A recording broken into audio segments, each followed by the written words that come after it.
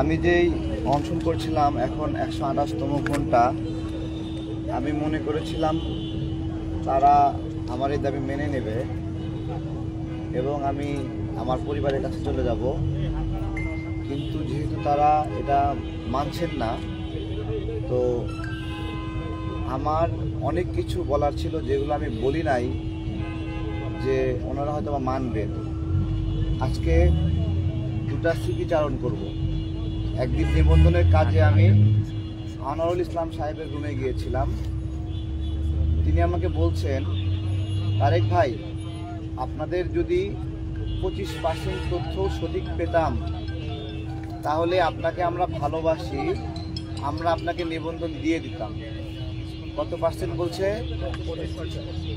আমি আবারও বলছি, ব্রিগেডিয়ার আপনার হলো আনোয়ারুল ইসলাম বলছেন, আমি যদি আপনাদের 25% তথ্য ঠিক পেতাম তাহলে আমি আপনাদের নিবন্ধন দিয়ে দিতাম।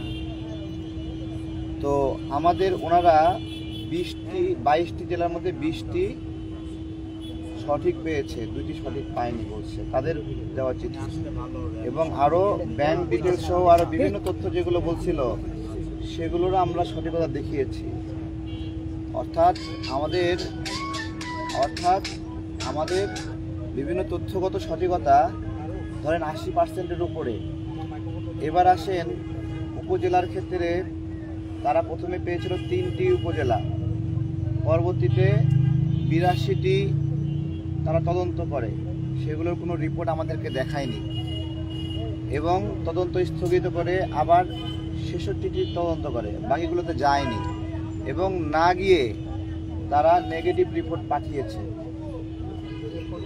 এবার আসি আমার এই কমিশনকে প্রশ্ন, আপনার অফিসাররা প্রথমে 3টি উপজেলা খুঁজে পেয়েছিল, তারা পরবর্তীতে কেন 82টিতে গেল, সেটা কেন স্থগিত হলো? এবং পরবর্তীতে সচিবরা আবার 66টিতে গেল কেন, 100টিতে গেল না কেন? এই প্রশ্নের জবাব তারা আমাদের কাছে দিতে পারেনি।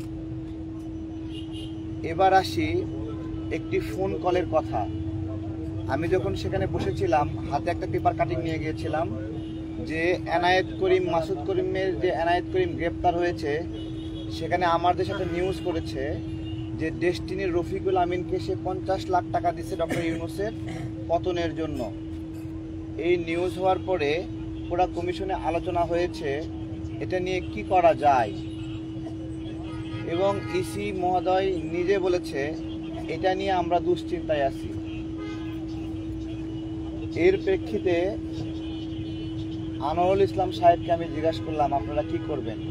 তখন উনি আমার সামনেই ব্রিগেডিয়ার আবুল ফজল সানাউল্লাহ সাহেবকে ফোন দিয়েছেন।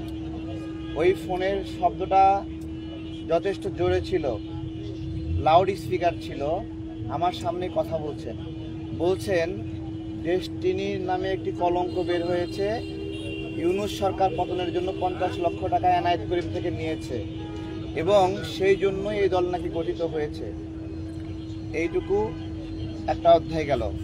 তখন ব্রিগেডিয়ার আবুল ফজল সানাউল্লাহ বলছেন, এই রকম কেলেঙ্কারি অনেকেরই থাকে, আমরা ডেস্টিনিকে নিবন্ধন দেব। এরপরে আনোয়ারুল ইসলাম আবার বললেন যে ঘটনা তো এখানেই শেষ না, 43 লক্ষ গ্রাহকের আমানত মেরে দিয়েছে, কোর্ট থেকে বলেছিল 3 মাসের মধ্যে ফেরত দিবে, এই শর্তে তাকে মুক্তি দিয়েছিল। সে 3 মাস পার হয়ে আর অনেক দিন হয়ে গেছে। এই মানুষগুলো নিয়মিত মিটিং টিটিং করছে। এই ধরনের 12 বছর জেল খাটা একটা মানুষ দল খুলেছে, তাকে নিবন্ধন দেওয়া যায় কিনা? আবুল ফজল সাহেব আবার বলছেন আমরা ডেস্টিনিকে নিবন্ধন দেব। এরকম কেলেঙ্কারি নুরুল হক নূরেরও ছিল। আমি নামটা কোড আনকোড যেভাবে বলেছে, ওই দিনের ফোন কল যদি আপনারা হলো এনটিএমসির মাধ্যমে চেক করেন তাহলে আপনারা ক্রস চেক করতে পারবেন। আনোয়ারুল ইসলাম সাহেব এবং সানাউল্লাহ সাহেবের কথোপকথনে সেইভাবে বলেছে, ওই রকম কেলেঙ্কারি নূর সহ আরও অনেকেরই ছিল, তারা নিবন্ধন পাইছে, রফিকুল আমিন পেলে সমস্যা কোথায়? আমার এই সব কিছু মিলিয়ে মনে হয়েছে যে আবুল ফজল সাহেব ডেস্টিনির রফিকুল আমিন দ্বারা অনেক বেশি হাইলি মোটিভেটেড, তাকে যে কোনো মূল্যে সে নিবন্ধন দিতেই চায়। এবং আমাকে গতকালকে একজন সচিব পর্যায়ের ব্যক্তি ফোন করে বলেছে যে আপনি দয়া করে হোটেল শেরাটনে সিসি ক্যামেরা ফুটেজ চেক করতে বলেন। এইখানে কমিশনার এবং সচিবদের অনেকে গিয়ে রফিকুল আমিনের সাথে মিটিং করে এই বিষয়টা 2 কোটি টাকায় বন্দোবস্ত করেছে। ক্রস চেকের জন্য আমি অনুরোধ করছি হোটেল শেরাটনের সেই সিসিটিভি ফুটেজ নেওয়ার জন্য।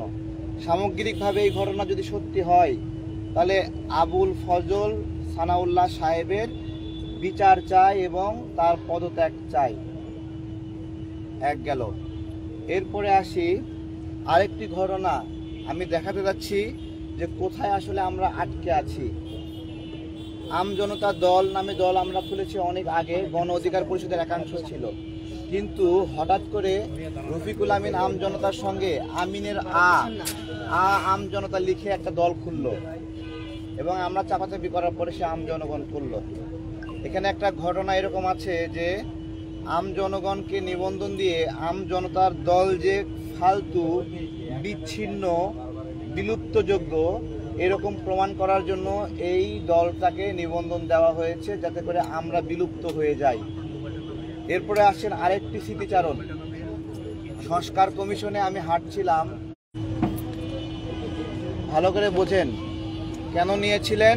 ওনারা দাঁড়িপাল্লা মার্কায় ভোট করতে পারবেন না বলে ওনারা নিয়েছিলেন।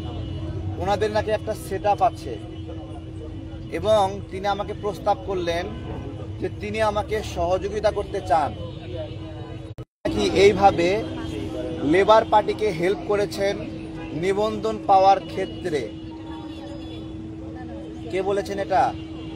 নায়েবে আমির তাহের ভাই। আমি বলেছি যে বেসিক্যালি নায়েবে আমির তাহের ভাই রাজনৈতিকভাবে আমাদের দলটাকে তার সঙ্গে নিতে চান, সেই কারণে নিবন্ধন কাজে। কিন্তু আমি বলেছি আমার সকল জেলায় এবং আমার যে ফিটনেস আছে সেটা দিয়ে আমি দেখাতে চাই। আমি তাকে রিফিউজ আমাদের উপজেলা অফিসগুলো প্রস্তুত করতে থাকি। এরপরে যেটা হলো, মাত্র 3টা উপজেলায় আমাদের রিপোর্ট আসলো যে পজিটিভ, বাকি সমস্ত উপজেলা থেকে আসলো আমাদের কোনো অফিস নাই।